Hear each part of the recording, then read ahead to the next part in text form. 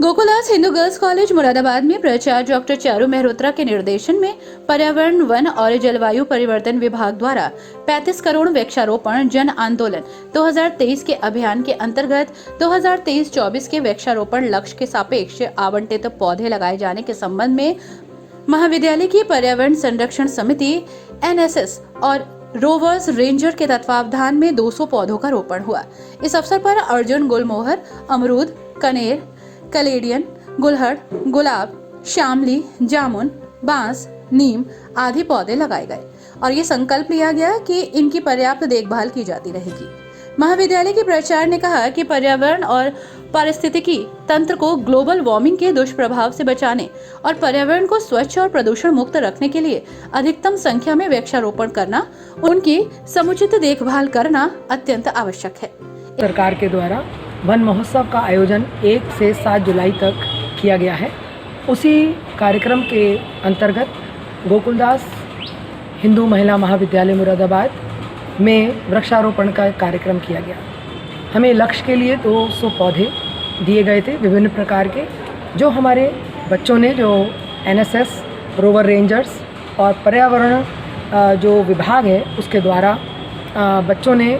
उन पौधों को लगाया है अलग अलग स्थानों पर। और मेरा ये मानना है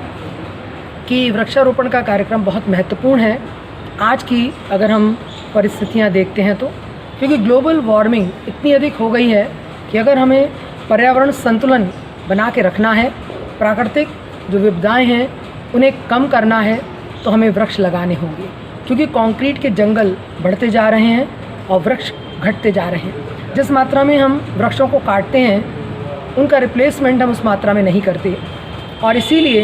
हमारे यहाँ पानी का स्तर भी नीचे हो रहा है और मौसम भी परिवर्तित हो रहा है और जो एक किसान है उसको भी इन चीज़ों के जो है बहुत नुकसान हो। तो हम सभी भारतीयों को ये संकल्प करना चाहिए कि हम कम से कम 1 वृक्ष हर व्यक्ति लगाए और लगाने के साथ पूरे वर्ष